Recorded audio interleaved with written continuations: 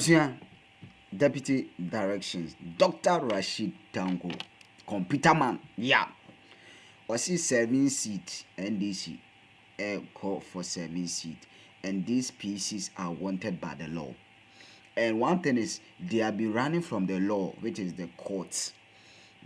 Court no sure so they are running from this law. And this seat 7 seat Oma file Supreme Court. Is a Supreme Court Oma file a application to quash the decision of the High Court allow Nkofono into Parliament. Ebini another pray Akwatia MP Fantia Kwa Stema Central Techiman South Ebia seat no doso. Etina buzi eba urama kotia Dr. Rashid Sanko ni nyina say these 7 NDC NPP candidates they are wanted by the law, which it is indirectly they are wanted by what? The Supreme Court or the High Court, because Oma Fale Mandamus are against the High Court to quash their decision. Say Omo allow on conforming into Parliament.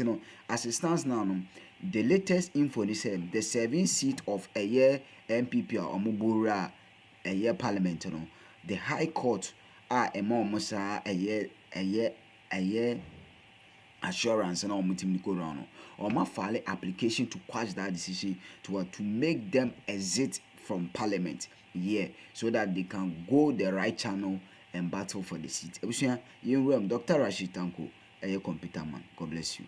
On a den samuno eden epetuja good morning Jumadi so sena and the hostel no for comment show tembia borem unsabeka Jumadi encoding komomra.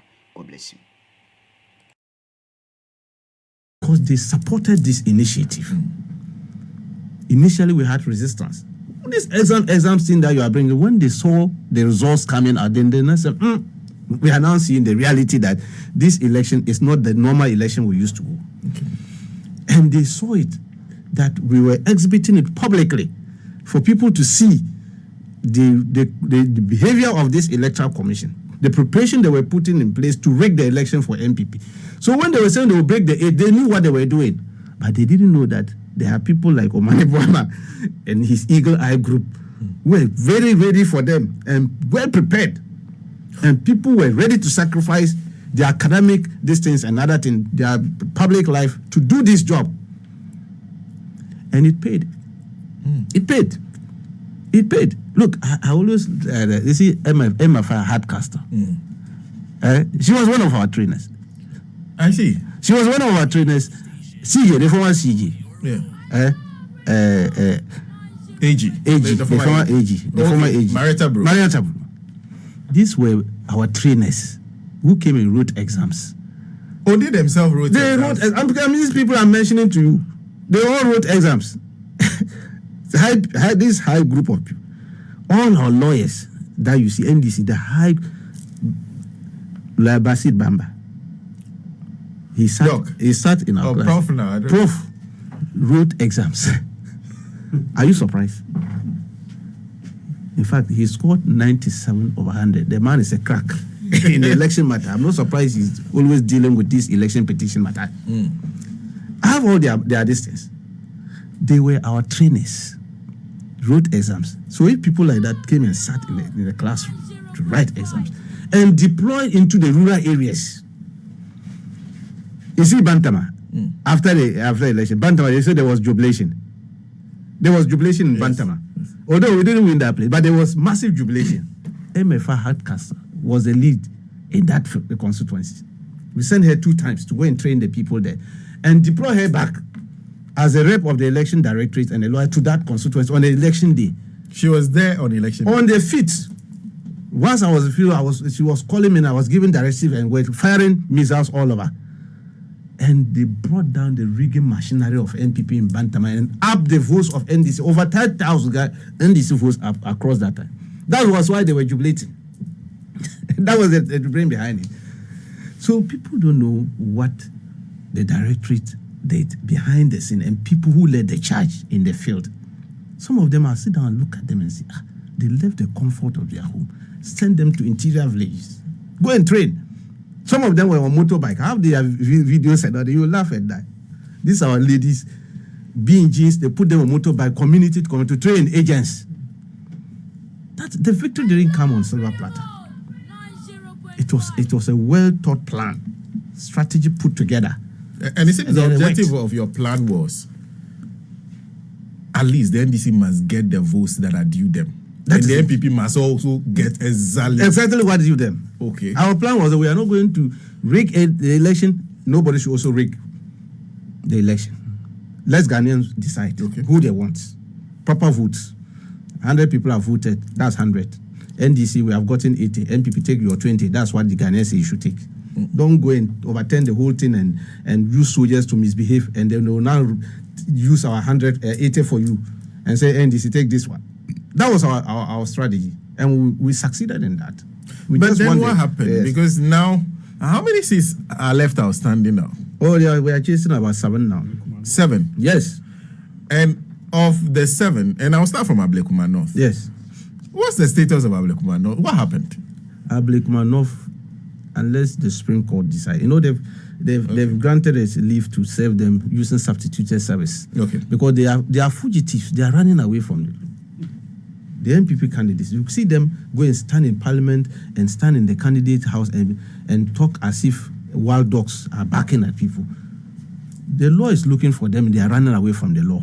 Meanwhile, they will stand somewhere and call on the EC to declare them.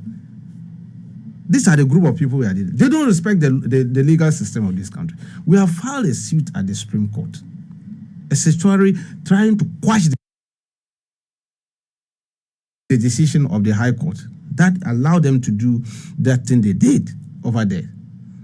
Because the trial judge at the High Court ruled as if the matter before him was an election petition. Okay. It wasn't an election petition. It was a mandamus. The writ was asking the court to force the EC to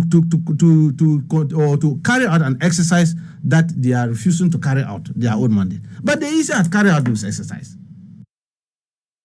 Declared by 5. You think that these people have right to vote. They've not voted. There's nothing voting over there. They just make sure that the people over there are compromised. Crooked electoral officers are put there at that place. And then they will declare the results and sign for us. So that's what they're doing. Even in Ashanti, the NPP is not battling for votes. They are not. They are just rigging. Complete rigging. I'm saying that from 1.7, they came down to 1.3. Where is the difference? That's the question you should be asking them. When they come and tell you that. They attribute it to apathy. There was no apathy. That the people did not turn up. The thing is not apathy. I'm just showing you. Look, when we went to Kumawu by elections,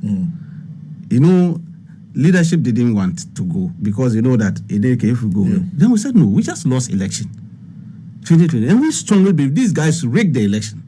Okay. Let's go and test them and see whether they will bring out the same strategy they use with the electoral commission. Lo and behold, you see, a leopard cannot change its colors. Leopards, they can. It's spots. They can't change.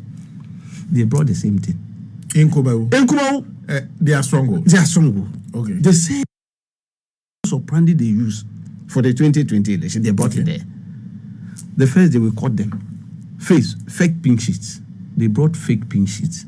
Fake in the sense that they removed vital ingredients in the pink sheet that can lead to ballot accounting when the voting ends. They excluded it from the pink sheet. That was what they used for the 2020. So you could not account for the ballot very well. Because if people are verifying, the records of the verification are not stated in the pink sheet, how do you account for it? How do you know that this number of people came to vote? There's no verification on that thing. So if they put 500 or 600 votes in the ballot boxes, how can you go in to check it? Because on the face of the pink sheets, there's no verification on it. So you're not able to tell the number of people. The number of people who came to vote and that's it. That was a smart way of rigging election. Okay. And they do this. Commonwealth people will not understand it. They won't see it. Because they will see people have queued, they have voted, and then they have signed pink sheets. But they have rigged the election ahead before even voting. So they brought it. We say over our dead body. It won't happen. By the time we arrived, they were having about 71 or so polling stations. They had filled almost 65 or so ballot boxes with these fake things. We have what we call distribution of material before election. They had put all these things in the ballot boxes, waiting for the following day to be used for election. We said over out there, but they should remove them. You should remove each of them. We're not going to accept it. Came strongly with the CIA and said, this is what they CIA. We told the police, if you try this nonsense, tomorrow they will contain us here. They had to call their people, they talk plenty. We said, no, they must replace it. Otherwise, we're not going to accept it. And they changed. They brought the right one. My brother, then on the D-Day, we brought our best of the best as agents. Lawyers were there and all these people. In Kumawu, we want to see these people, test them. So the winning of this 2024 election started from Kumawu. Okay. We knew what we were doing. We tested them and we saw all their rigging tricks. All polling stations, NDC got 3 votes. There were 40 or so polling stations. We never crossed 10 votes. Okay. The Kumawu by-election. Do you know our least votes? Our least votes was 18. 18. The rest of the polling stations were clocking 50, 60, 70, 80. One place we got 100. But in 2020, we got single numbers in those areas. Oh, okay. So that tells you that something happened because election just held. But by that time, were the people not already dissolution? How can they dissolution election that you just won election 2020? Then there's a by-election. Then you go there, people who voted for you massively in one polling station will now and gave us single number. Now will turn and give us 100 votes in that polling stations. What has happened? What remarkable has happened? This tells you that the guys were just rigging. Those elections were no good election in 2020. But because our eagle eye was on them, they couldn't do that thing they wanted to do. They brought all their people as presiding officers and other things, but yet they couldn't do anything. Eagle eye on them. Good for good. So we got the true reflection and we say, oh, it's true. Now we are going to Asinov. We'll see. That's how we beat them hands down in Asinov. Completely. Tells you Ghanaians don't just like these people. They rig in connival with crooked electoral officers. Rig the election. You vote for NDC, they will change the results and give it to NPP. So that's how we prepare ourselves. So since Asinov, when His Excellency John Dramani Mahama always go on campaign platform and say we are winning this election, inshallah, we will police the election. We knew what we were doing. Okay. we knew what we were doing. Because all along, we knew that these guys, Ghanaians don't like them. They are always forcing themselves on Ghana by rigging elections. But there was one thing that I always talked about, because in Asinov, one constituency, we were able to carry the best of the best, put them in polling stations. So I was always wondering, now, where would you place people? And how do you ensure that you are not placing them somewhere and missing? So, for example, you're not prioritizing Asante over Volta. Did that come into mind that if you prioritize Asante over Bono, Ahafo, and all those areas, those are all areas where perhaps your eyes, you could be blinded, and those areas could be used for rigging. How did you manage to deploy the same thing you did in Asinov across the country? Yes, that's the strategy. That's what I'm saying. The Eagle Eye Group, led by Dr. Mani Boama. We had a very beautiful game plan, 3-pronged game plan. That way, body camera, midday. Because it was perfectly working. Okay. If anything had happened, we were going to move to B. Okay. And the B, in fact, would have gotten 80%. Every votes. Because these people, they were... I say, you wait and see. If a blind man say you throw his stone, he knows what he's stepping on. Because we had planned and put strategies in place. Best of brains. Do you know that all our election officials wrote exams? Election director. I heard about it. People were failing. For the first time, Ghanaians don't know that our agents, our election directors for each constituency wrote exams, competitive exams. And yes, you had election directors who have been doing that job for so long, who were failing those simple. Some of them came and got 30% of 100. An election director. Yes, somebody had been an election director for 3 consecutive times. 2016. 2020, in fact, way back to even to 2012, came and wrote our exams and got 29 over 100. You expect us to put such a person back as our director of elections? No way. No way. That was a masterstroke from Dr. Maniboama. Let's test them. Okay. Yes, we have people. This year, we are going to have directors of election for each constituencies and regions. Let's open it and let people apply. There was an open application. Shortlisted. Come and sit. Exam papers printed. Examiners from Accra sent to all the regions. Competitive exams. You think we just won this election on silver platter? And we had full backing of functional executive of the party. And the full backing of the party is from the regions. Because we told them, we gave them the blueprint and told them, look, this is the surest way of beating NPP. If we are going to continue the way we used to do it, these people will rig the election again. They are going to rig. They are not going to win. Ghanaians don't like them. People are fed up with them. International community themselves are fed up with them. But you see, they can't come in and say, NPP, get out. Ghanaians must show it. So we have our intelligence that these people, international community, they just don't want them. They want them out. But they can't force them to do anything. So the only way is the ball was now in our court to do the job. And I always give glory to Omani Buama because he led the charge and look and convinced leadership that look, this is the surest way. They say, this exams you are bringing us. I say, look, the exams is not about writing a Greek, telling me forests or what and what. The exam is about elections. Okay. Everything about elections. Try your paper. And the questions will come, you see. Still questions. The examiner said didn't even know the questions until they reach there. Like why exam, those is when we used to write exam, they will bring it in front of you, the students, and then show you the envelope, turn it upside down, nothing I said, everybody remove this, and then bring out the that was what you did. Oh yes. Oh.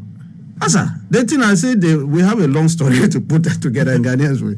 Because we want to beat them in 2020, we have another plan, so we're hiding that one. You see, they did all this in both constituency and regional, and we're able to select the best. It solved our problem between candidates and their executive as to who's to select. Okay. Executive. That was another beautiful way of solving our own problem. So you took it out of the hands of them. Okay. So you cannot come and bring your own son or your own brother or your friend to be our director of election when you knew nothing about elections. Okay. Previously, that's what happened. That's how we're losing constituencies and other things because people just brought their own interests. I want to be a chairman next election, so I want this man to be our director of election. You go and lose the general election. Okay. Because the man doesn't know anything about election. He's sitting down there, they are rigging the election.